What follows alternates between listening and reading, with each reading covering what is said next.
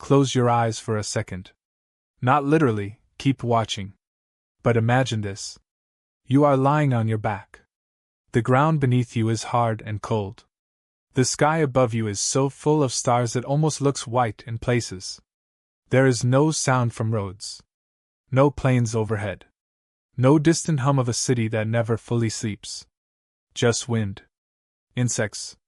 And somewhere behind you, fire. You have never been this awake in your life.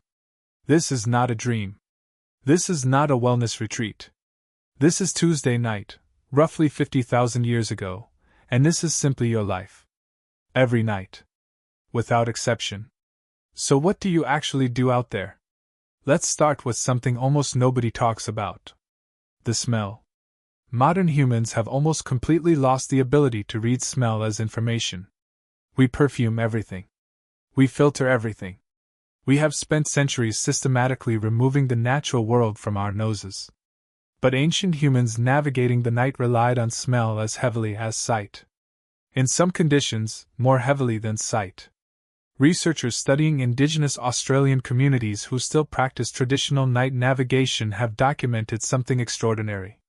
When visibility drops to near zero, when even firelight cannot reach, experienced trackers switch almost entirely to smell and sound to orient themselves in the dark.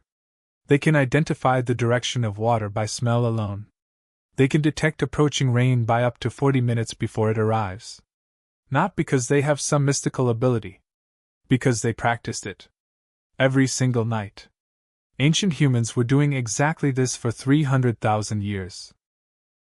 And here is what that means for how they experienced the night. Their nighttime was not dark and silent and frightening. It was dark and incredibly rich. The night was not an absence of the world.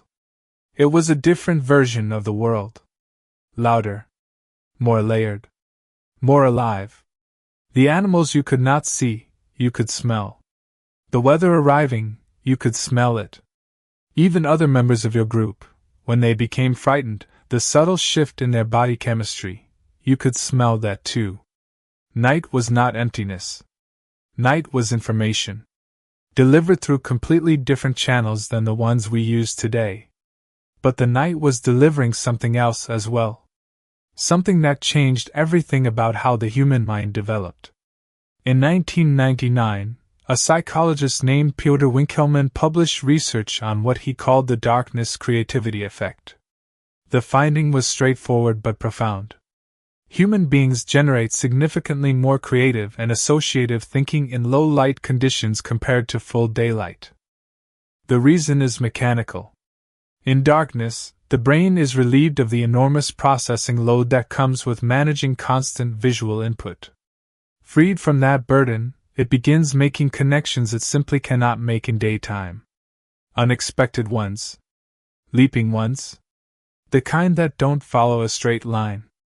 Ancient humans spent half of every single day in this state. Think about what that actually means. While the day was practical, tracking, hunting, gathering, building, maintaining, the night was when the human brain went somewhere else entirely. When it made the kinds of leaps that sunlight doesn't allow. Every myth ever invented. Every song ever composed around a fire. Every tool imagined before it was built. Every story that became the foundation of a culture, all of it was generated in a brain operating in low light, making connections it couldn't make at noon. The darkness was not a problem ancient humans endured. It was a cognitive tool they used. Whether they understood it in those terms or not. Now here is the part that makes people uncomfortable. Children. We almost never talk honestly about what childhood was like in that world. To be small. Completely dependent. Surrounded by a darkness that was not metaphorical. That contained real things that could genuinely hurt you. Archaeological evidence tells us that ancient children rarely slept more than a few feet from their mothers. In multiple sites across different continents, evidence of sleeping positions consistently shows children placed between an adult and the fire. Never on the outside edge of the group. Always in the protected interior. But they still heard the sounds. The animal calls moving through the dark that adults had learned to classify and file. A child hearing those sounds for the first time was experiencing something modern children almost never do. Real, unmediated fear. The kind that enters the body and stays there, and anthropologists believe something important happened because of this. Children who grew up learning to manage that fear, to lie completely still, to breathe slowly, to trust the group and the fire, develop something psychologists now call distress tolerance. The ability to feel frightened and choose not to panic. The ability to sit with extreme discomfort without being overwhelmed by it. Modern children almost never develop this naturally. We remove every frightening thing from their environment before they can encounter it. We give them light on demand. Noise machines that simulate the sounds of nature with none of the danger. Screens to fill every moment of uncertainty. Ancient children sat in genuine darkness and learned, slowly, with time and with the support of the group around them, that they could survive it. That survival became a skill. A psychological foundation. The bedrock of a kind of courage that is becoming increasingly rare. But let's return to the adults. Because there is one figure in ancient night life who almost never gets discussed. Arguably the most important person in any camp after dark. The fire keeper. Not the fire maker. The fire keeper. The person whose job was not to create the fire but to tend it through the night. To wake every hour or two and add fuel. To monitor every change in the sounds and smells of the surrounding darkness that might require waking the group. In many ancient societies, this role belonged to the oldest member of the group. Not because they were the strongest. Because they slept the least. Because age naturally fragments sleep. And those wakeful hours in the dark, which younger people found uncomfortable and strange, were the medium in which the oldest person thrived. This is where oral history lived. The oldest person, awake at 3 a.m. beside a dying fire, a sleeping community around them and a billion stars above. This is where memory was sorted, organized, and prepared to be passed on. Everything that community knew. Every lesson. Every warning.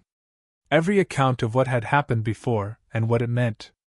It all lived inside the oldest person tending the fire, while everyone else slept. When they died, the community did not just lose a person. They lost a library. And then there was the moon. Modern humans treat the moon as decoration. A nice thing to look at. Maybe a photograph on a phone. Ancient humans treated it as a calendar, a compass, and a social coordinator simultaneously. Full moon nights were unlike any other nights. They were the one predictable event each month when darkness lifted enough to be genuinely useful. When you could see well enough to move long distances. To hunt. To travel to neighboring communities. Full moons were when alliances were formed. When ceremonies took place. When people who rarely saw each other could finally gather.